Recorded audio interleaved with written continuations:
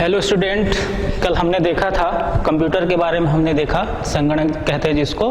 कल आपने संख्या पद्धति को देखा जिसमें द्विआधारी संख्या पद्धति, दाशमिक, अष्टक और षोडशी चार प्रकार के संख्या पद्धति को देखा और दाशमिक से लेकर उसको द्विआधारी में बदलने को देखा। आज उसी कड़ी में हम एल्गोरिथम के बारे में जानकारी लेंगे जिसको हम बोलते हैं कलन विधि।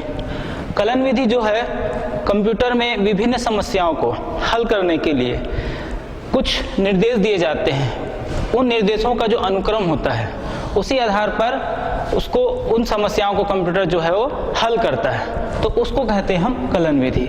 यदि हम परिभाषा के तौर पर देखें तो किसी समस्या को हल करने के लिए दिए गए निर्देशों को अनुक्रम को हम कलन विधि कहते हैं। सबसे पहले बात आती है समस्या की।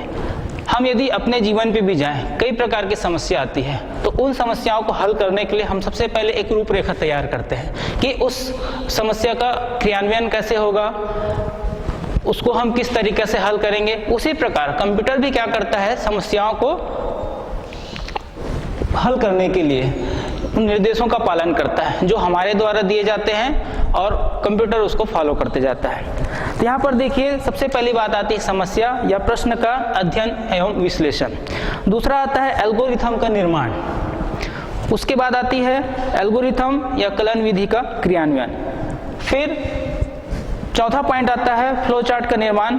पांचवा आता है कंप्यूटर प्रोग्राम का लेखन और अंतिम में आता है एल्गोरिथम कलन विधि का मूल्यांकन। इस प्रकार से पूरा जो समस्या रहता है, प्रश्न रहता है हमारा, उसका कंप्यूटर जो है कलन विधि के माध्यम से उसके हल करता है। इसके अंतर्गत सबसे पहली बात आती है एल्गोरिथम का निरूपण।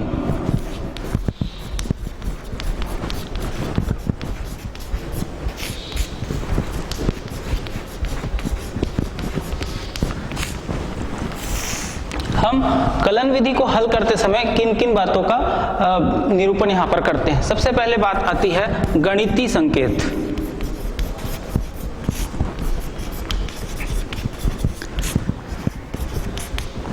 सामान्य तौर पर गणित में उपयोग में आने वाली धन, ऋण, भाग और गुणा, इन चिन्हों का उपयोग एल्गोरिथम में भी कंप्यूटर के द्वारा किया जाता है। दूसरा होता है इसका निर्धारण संकेत। निर्धारण संकेत से मतलब है कि जिन मानों का निश्चित मान हमने जो प्रदान किए हैं उनका कंप्यूटर के द्वारा उपयोग। जैसे मान के चलिए x का वही मान होगा जो y का मान होगा। x का मान जब कब बदलेगा, जब y का मान बदलेगा। तो ये हो गया आपका निर्धारण संकेत। तीसरा जो होता है उसको हम कहते हैं संबंध सूचक प्रतीक।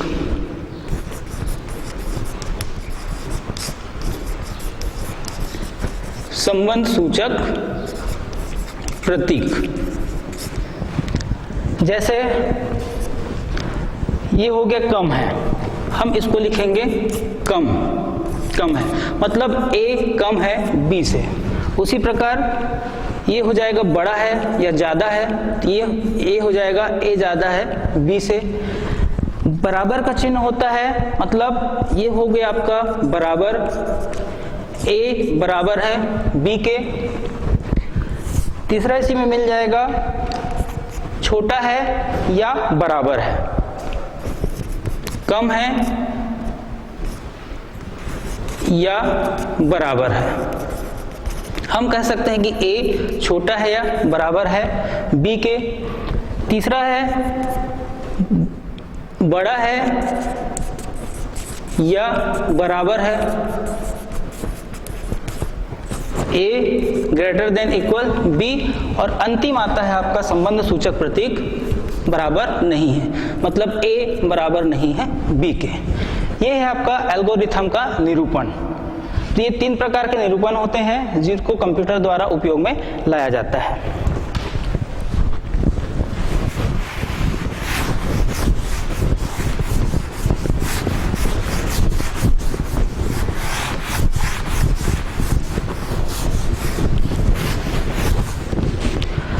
अगला जो बिंदु है हमारे पास वो है एल्गोरिथम के महत्वपूर्ण विशेषताएं। पहले विशेषता होती है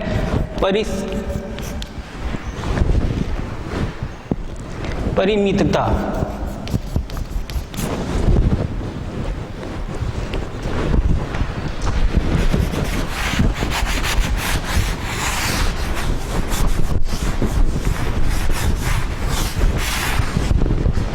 परिमितता या फिर इसी को बोलेंगे हम सीमितता।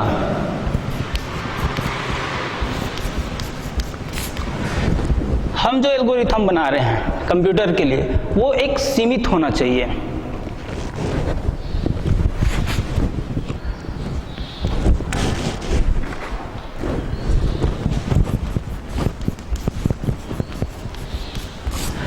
वो सीमित होना चाहिए, वो इतना भी बड़ा नहीं होना चाहिए कि उसका कोई भी हल हमारे पास प्राप्त ना हो।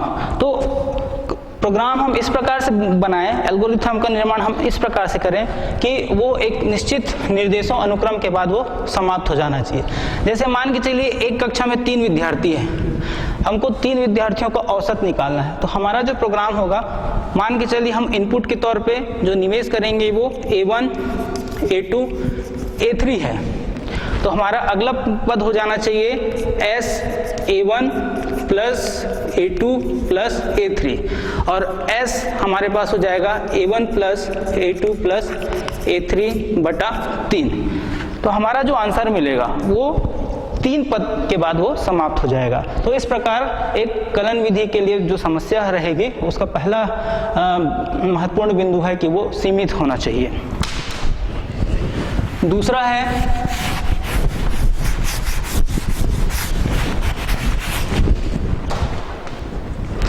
निश्चितता।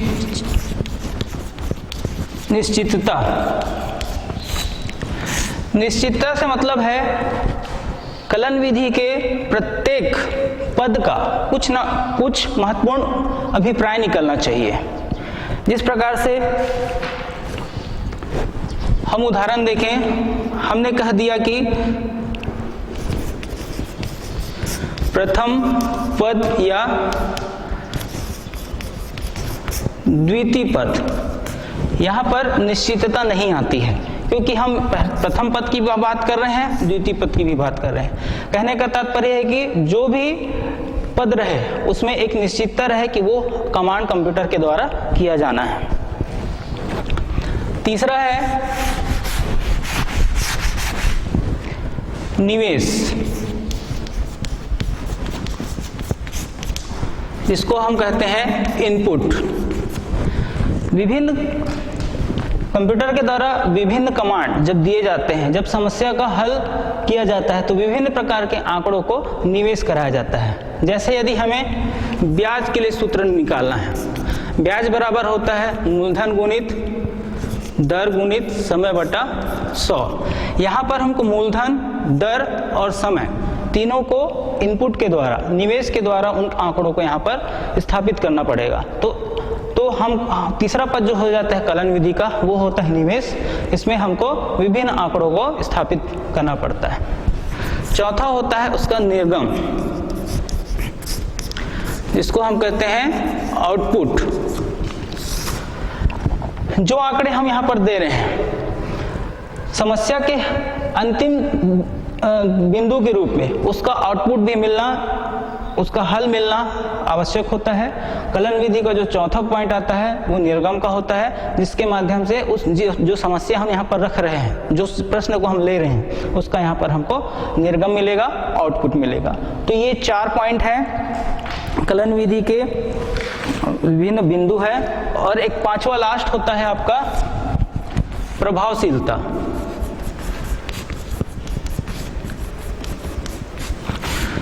प्रभावशीलता से तात्पर्य है कलन विधि का निर्माण हम इस प्रकार से करें कि उसकी कहीं ना कहीं उपलब्धता होनी चाहिए और वो उस जगह पर उसका प्रभाव दिखना चाहिए।